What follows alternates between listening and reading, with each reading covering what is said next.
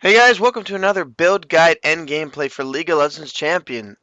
In this one, we're going to be looking at Shyvana in the jungle for Season 4. So, to start out, if you're going to pick up runes, you're going to want to go with your greater quintessences of movement speed. Welcome to Summoner's Rift. 3 of them. You're going to need greater seals of flat armor, greater marks of armor penetration, and greater glyphs of scaling magic resistance. For masteries, you can choose between what I call an AD jungler, which is 21, 6, and 3.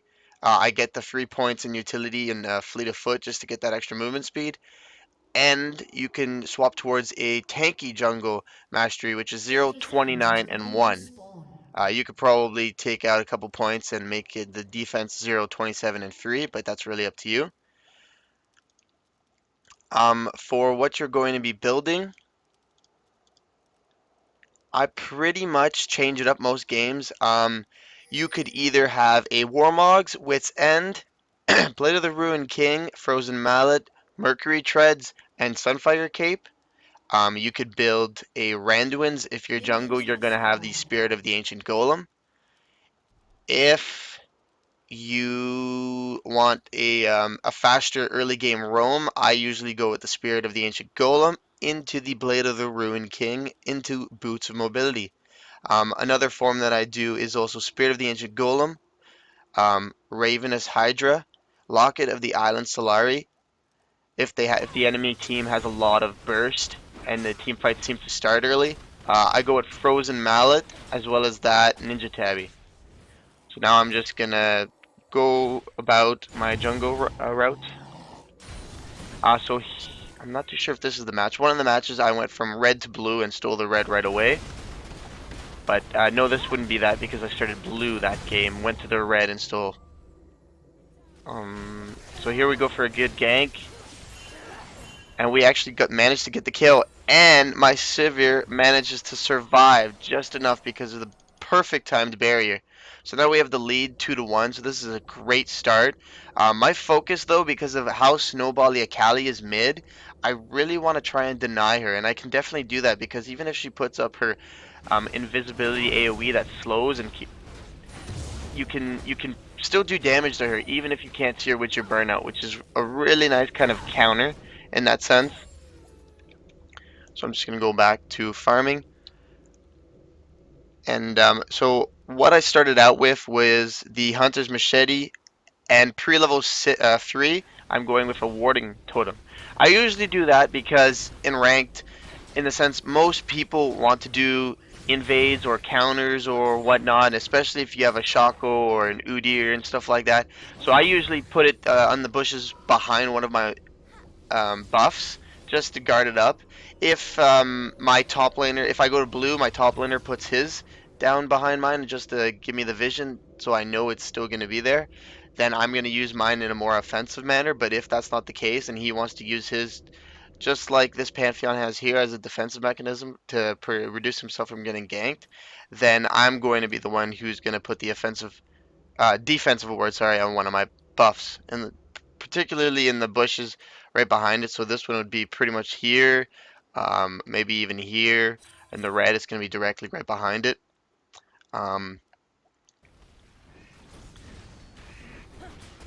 So far, what we've been trying to do, and what what bottom lane's going to be able to do is they're going to be able to push, because of that early 2 kills that they got from my gank.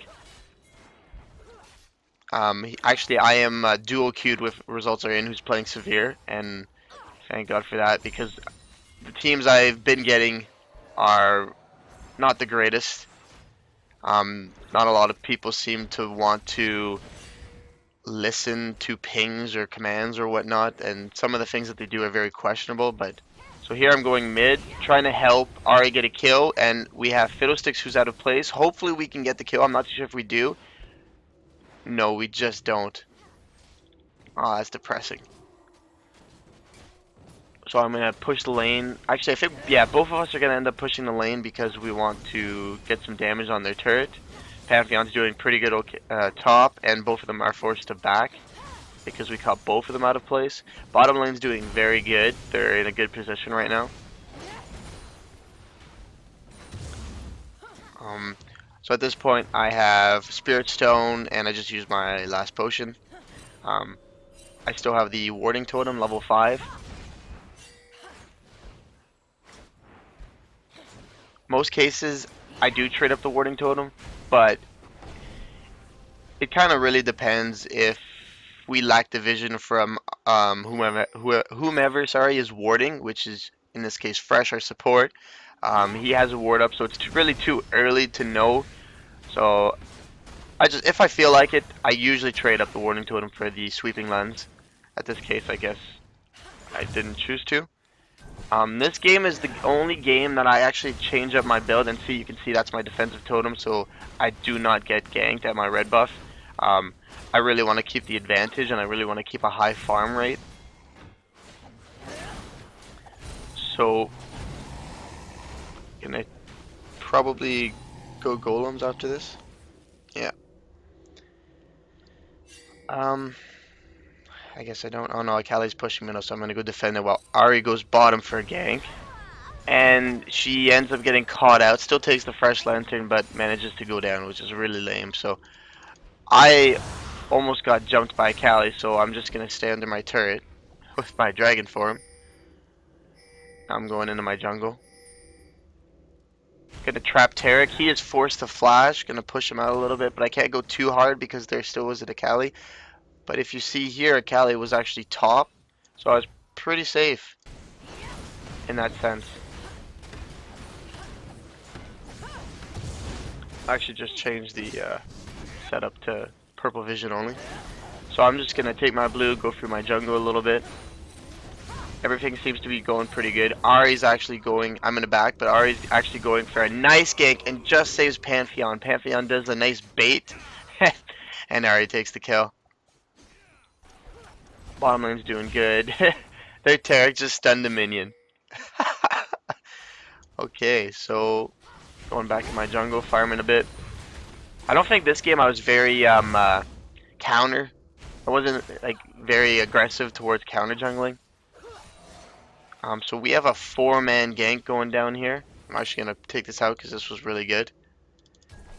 So we're setting up to pretty much dive these two, specifically Vayne, and if Fresh keeps up that harass and as does Sivir, then we're gonna be able to take them down without any losses because of the HP that Vayne has. So we got the pull on Vayne. I'm gonna dive in. I'm gonna dragon form Botrk, keep him back from healing Vayne and stunning one of us. So now Ahri's gonna chase, and we're gonna be getting not attacked by the other two in the jungle. So in that sense, Botrk is forced to execute himself. It's kind of it sucks that Ahri didn't manage to get a hit, or any of us at that matter, which is kind of weird. But I guess my burnout didn't go out when I was in dragon form to do a little bit of damage on him.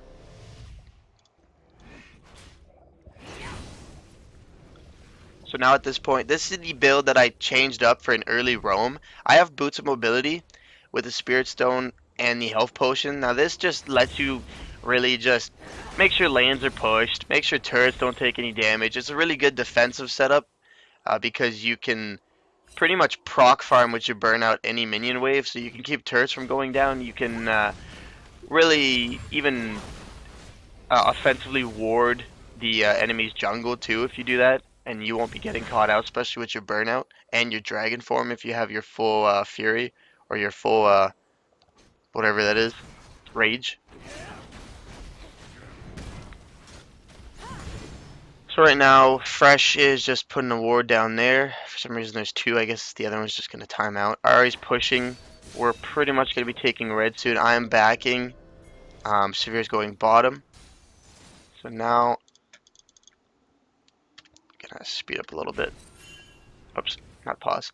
So now I have pretty much the golem almost done. I have Spirit Stone and Kindle Gem, and I'm being very offensive towards this Fiddlesticks and trying to make a team fight out of this. But I get caught out. So this is what happened. Oh, this play. I have got to back up on that because that was a crazy play. Okay, so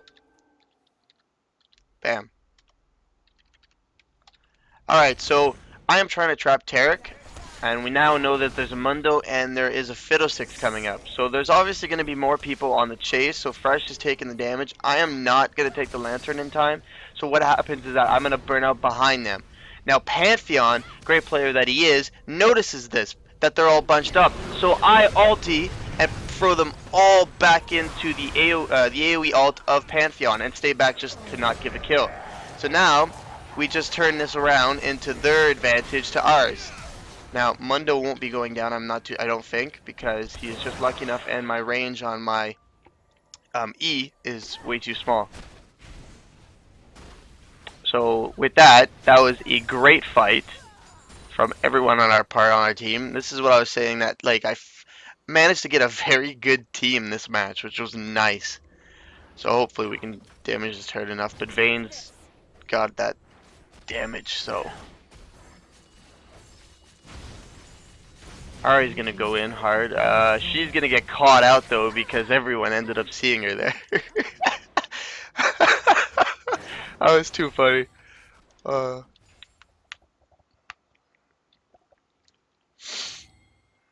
Sorry too. My voice isn't the greatest, and I have a bad cold, so I start blue. Start dragon for Sivir and Fresh to take the kill, and I smite it, and then we get the extra gold bonus. Now we're gonna have to defend middle turret. Pantheon's just under it, and Ari's coming in.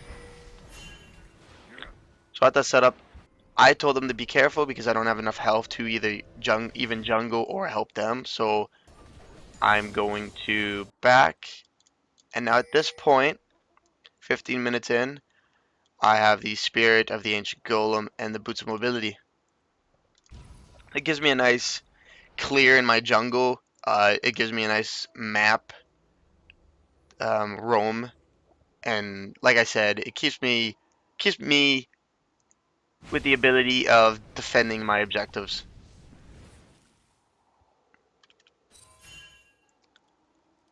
So I'm gonna go middle. Alright, get the double kill. Pantheon now has Mundo on the chase. Those spears really do a lot of damage when he's fed. It's crazy. So Saphir's going middle.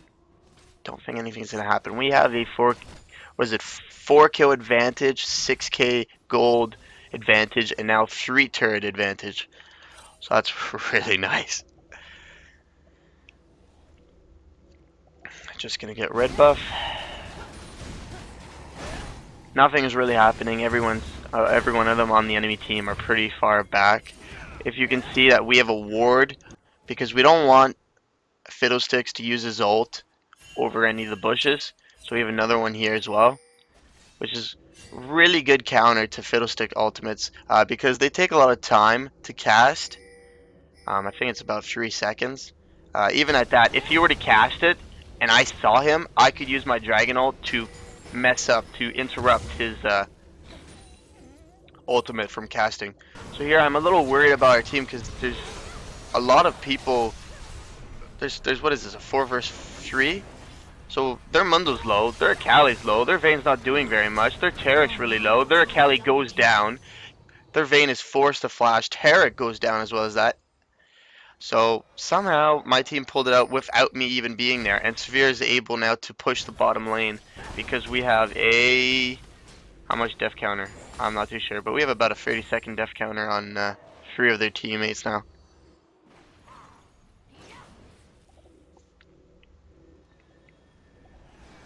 So now we're up 17 kills to 9. Pretty much 9k gold. Sivir takes the turret in the bottom lane. Vayne has to be very defensive, and just be careful because Sivir has a level advantage on top of her, as well as that, items and gold buys. Now Sivir has to be careful not to get caught out. Doesn't get hit by the Mundo Spear, which is, thank God. Oh, Akali's going so hard. Oh, and Sivir uses her ultimate and a flash to escape. Now I'm gonna try and see if I can make anything out of this. Oh yeah, this is funny. I steal her golem. Thank you.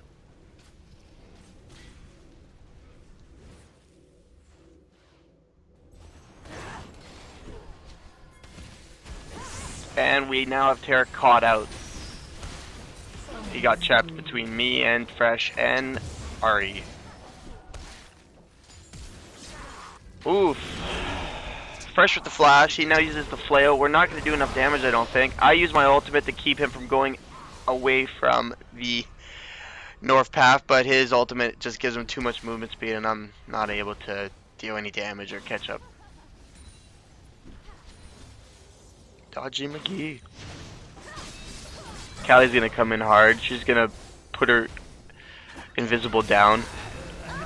And unfortunately, she just manages to burst down Ari, and I'm forced to get the heck out of there. Now these two are going to go in from behind, so I'm going to come back in. Kayle goes down really fast. She gets caught out. I'm really low health, so I have to be careful I don't take any Mundo cleavers to the face, just like that. So now we have Mundo traps between Sivir and Fresh, and I was hard bait. And now I have to take the lantern because a vayne appeared out of nowhere. And hopefully Fresh could go down. I mean, Fresh does go down, and I meant Tarek. But he doesn't go down, so I'm getting the heck out of here. With that said, Pantheon is in the bottom lane, taking an inhib, and they're chasing two of our guys up top just to get kills. But Sivir has the higher damage output with me, and we managed to get the kill on Vayne. Now this is a funny play right here. I'm scared for Sivir's life, and she gets stunned, so I just save her with my dragon ultimate. And she's literally at like 20 health, and we were on chat at this point, and he was laughing his ass off. Cody was laughing. Alright, so Mundo's top, he's going to be pushing that out. We have Ari pushing the middle. She's level 12. Mundo's level 10. Fresh, even our support's 11. So the level advantages are pretty good on our side. Our farm, Sivir is 129 to 77 because of that early lane gank. Ari has 86 to their 55, so in the sense our team's doing very good at this point. I have 106 to their 64. Pantheon has 164 to their 88, so he's doubling Mundo at this point, which is really good because in the we made sure that we were gonna counter Mundo because we know how strong Mundo is in ranked. So as soon as Mundo appeared, we got the guy who's in our lobby to pick a counter, and Pantheon's a really good counter. And if you know how to use his ultimate, then you can really turn team fights around. In the sense though, he cannot really carry by himself. I guess it depends on the build really, because you have to be a little bit defensive with offensive in that sense. But yeah, more carry potentials are definitely we're gonna have to use Sivir's shoulders. Pantheon gets a kill, but he gets killed. So I'm just jungling. I just really want to get some nice farm. And Ari has to be careful not to get caught out.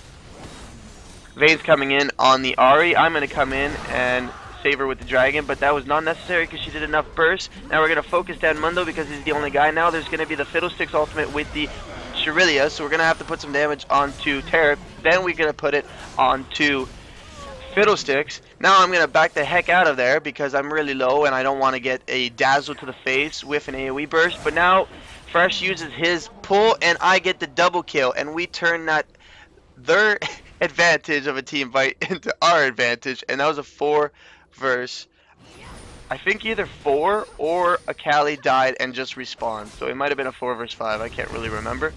But Sivir now put pressure on the bottom lane, and those super minions are coming in. Now I'm going to put pressure on the top lane, with our two guys putting pressure on the middle lane. And Vayne gets pulled, but nothing's going to happen out of that. Mundo takes hefty damage from Sivir and both Pantheon. I am taking down this top turret now. Kayle is going to go hard onto the Fresh. He does go down, but I think the Kayle does go down by the Pantheon. Now, Pantheon has a lot of CC, and I can't really help Sivir whatsoever, so I'm pretty much just going around to see if we can make something out of nothing. So Tarek's gonna go down.